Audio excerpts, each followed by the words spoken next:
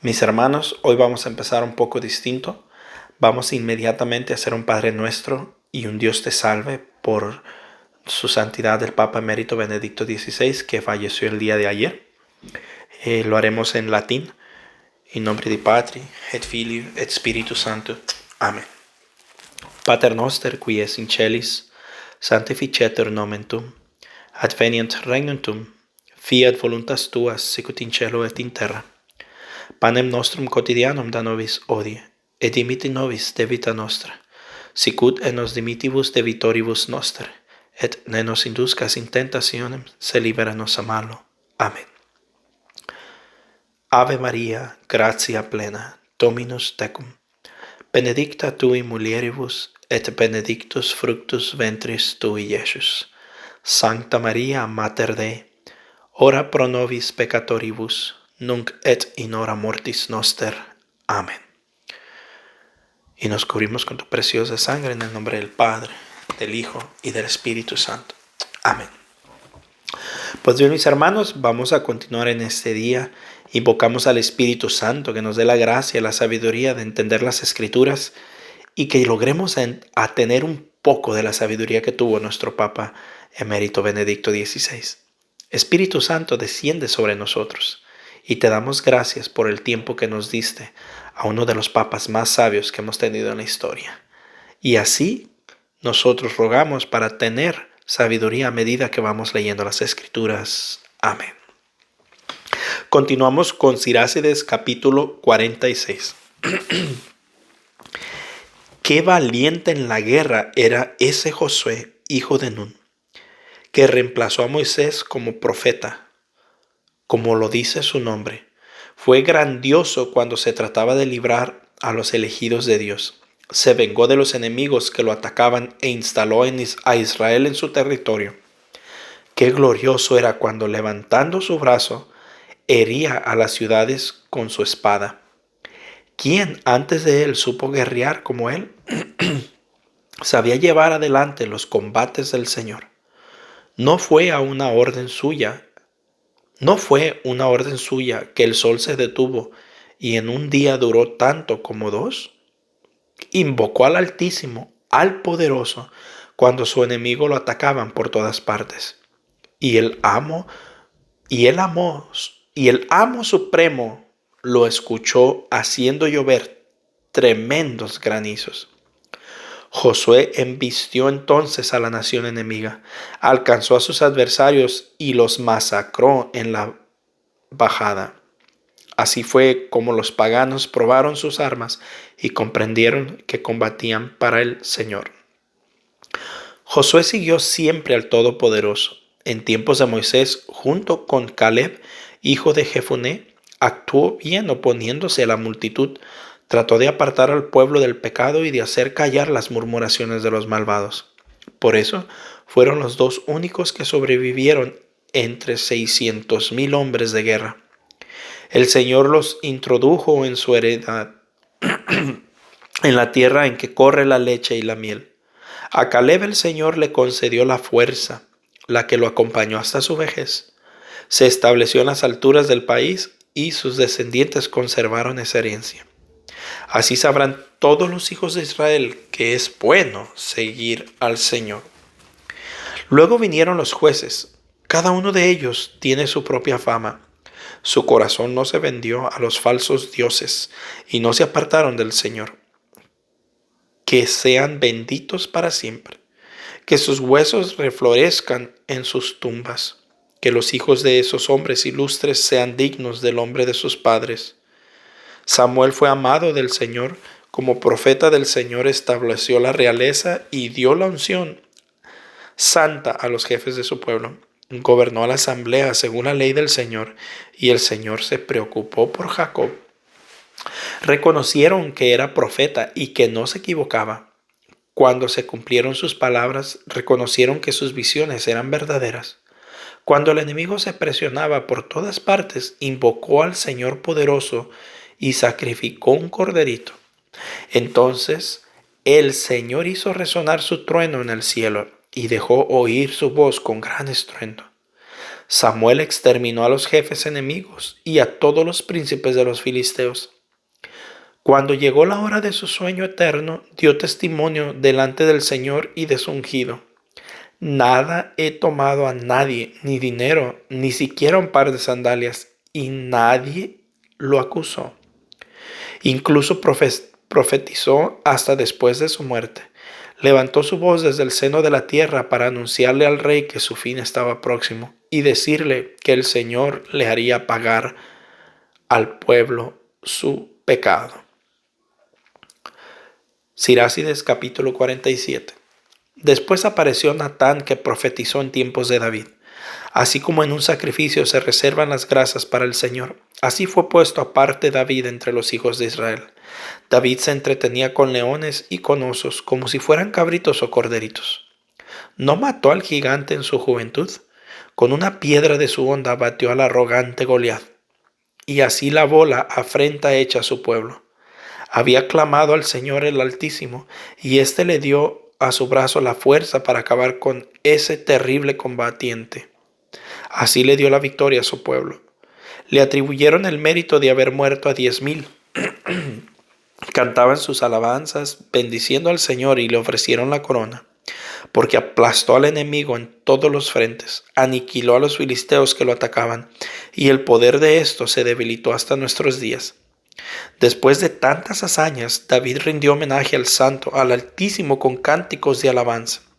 Le entonó himnos con todo su corazón. Se sentía contento por lo que había hecho. David puso delante del altar a los cantores con arpas para que dejaran oír sus voces melodiosas. Dio esplendor a las fiestas y realizó el brillo de las solemnidades, haciendo que se alabara el nombre del Señor. Desde la aurora se oía el canto sagrado. El Señor le perdonó sus pecados y quiso que su poder perdurara por los siglos. Se comprometió con él en lo que respecta a las leyes, a los reyes futuros, y le prometió que haría gloriosa su dinastía en Israel. David tuvo por sucesor a un hijo lleno de sabiduría. Gracias a su padre vivió sus anchas. Salomón reinó en un periodo de paz y Dios le ahorró cualquier preocupación en sus fronteras, porque tenía que levantar un templo en honor de su nombre y prepararle un santuario por los siglos. Oh Salomón, qué sabio fuiste en tu juventud, igual que un río desbordabas inteligencia. Tu genio cubrió la tierra, la llenaste con tus proverbios y enigmas. Tu fama llegó hasta las islas más lejanas, fuiste amado porque eras pacífico. Las naciones te admiraron por tus cantos, proverbios y parábolas. Tenías el arte de aclarar todo. En nombre del Señor Dios, que se llama Dios de Israel, amontonaste el oro como si fuera estaño, y acumulaste la plata como el plomo. Pero estuviste pendiente de las mujeres que compartían tu cama. Ellas fueron dueñas de tu cuerpo. Manchaste así tu gloria y deshonraste tu descendencia. Atrajiste la cólera sobre tus hijos y tu locura los hundió en la desgracia. Se dio la división del poder. En realeza rebelde surgió en Efraín. Pero Dios no renegó de su compasión, ni retiró ninguna de las promesas. No hizo perecer la descendencia de un elegido, ni destruyó la base de quien lo amó. Por eso dio un resto a Jacob y a David un brote salido de él. Cuando Salomón fue a descansar con sus padres, dejó como sucesor al más loco del pueblo, a un hombre sin inteligencia. Ese Roboam, con sus decisiones, fue el culpable de la revuelta del pueblo. Entonces, cuando Jeroboam, hijo de Nabat, hizo pecar a Israel, enseñándole a Efraín los caminos del mal, y sus pecados fueron aumentados hasta tal punto que se hicieron deportar de su país, se entregaron a todo lo que es malo, hasta el castigo recayó sobre ellos. Sirácides capítulo 48. Luego apareció como un fuego el profeta Elías, cuyas palabras quemaban como una antorcha. Hizo que cayera sobre ellos el hambre. Su amor lleno de celo los redujo casi a nada. Una palabra del Señor y el cielo retenía la lluvia. 3 veces además dejó de caer el rayo. Oh Elías, tus rayos construyeron tu gloria. Tus milagros constituyeron tu gloria. ¿Quién podría vanagloriarse de ser como tú? A una sola palabra del Altísimo hiciste que un muerto se levantara, arrancándolo del mundo de los muertos, de la morada de abajo. Por ti reyes se fueron a la ruina, y hombres importantes no se levantaron más de su cama. Tú escuchaste en el monte Sinaí una sentencia, conociste en el Horeb el castigo decretado por Dios, consagraste a reyes para que hicieran justicia y profetas para que continuaran tu misión. Después fuiste arrebatado en un torbellino de fuego, en un carro con caballos de fuego. Está escrito que volverás un día para apaciguar la cólera lista para estallar, para que los padres se reconcilien con los hijos y para restablecer las tribus de Jacob. Oh Elías, felices los que te vieron y que luego se durmieron en el amor, porque nosotros también ciertamente que viviremos. Cuando Elías fue llevado en un torbellino, Eliseo quedó lleno de su espíritu. Ningún príncipe pudo imitarlo todo el tiempo que vivió, y nadie pudo dominarlo. Nada fue imposible para él, y hasta en el sueño de la muerte hizo obras de profeta. En vida hizo prodigios y después de muerto. Todavía obró milagros. A pesar de todo el pueblo y a pesar de todo esto, el pueblo no se convirtió. No renunciaron a sus pecados, de tal manera que fueron llevados lejos de su país y dispersados por toda la tierra.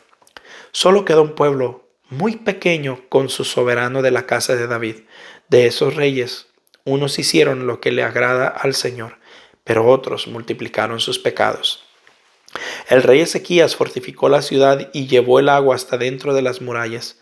Cavó un túnel de la roca y construyó estanques para el agua. Durante su reinado llegó Sennacherib para atacarlo.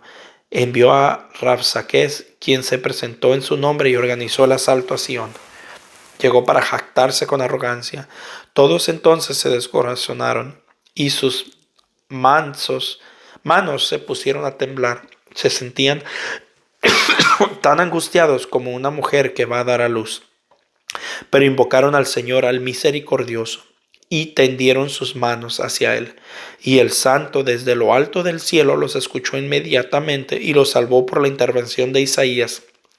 El Señor castigó el campamento de los asirios, su ángel los exterminó. Porque Ezequías hacía lo que le gustaba al Señor. Se atuvo firmemente a los ejemplos de David su padre. El profeta Isaías, que fue tan grande y cuyas visiones no engañaban a nadie, se encargaba de enseñárselos. Con él fue que el sol dio marcha atrás cuando prolongó la vida del rey. Inspirado de manera extraordinaria, Isaías vio lo que iba a pasar y dejó un mensaje a los afligidos de Sión. Reveló lo que ocurría hasta el fin de los tiempos y mostró las cosas ocultas antes de que sucedieran. Palabra de Dios. Te alabamos, Señor. Mis queridos hermanos, mientras leía esto no podía dejar de pensar en lo que acabamos de pasar. Estamos viendo en estos pasajes que están recordando a todos los antepasados de Israel.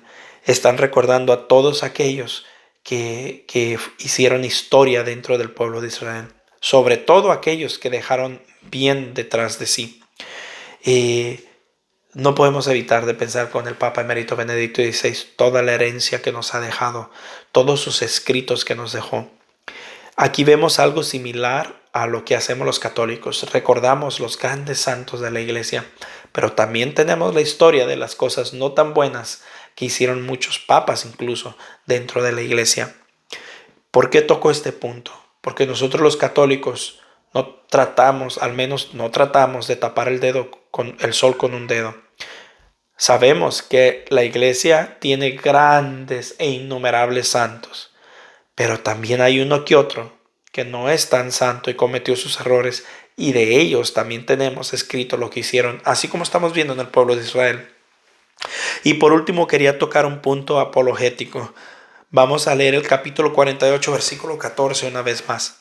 Dice, está hablando aquí de Elías. En vida hizo prodigios y después de muerto todavía obró milagros. Milagros. Nosotros decimos que por la intercesión de los santos obtenemos milagros. Y el protestante dice, no, es que ellos ya están muertos y los muertos no saben nada.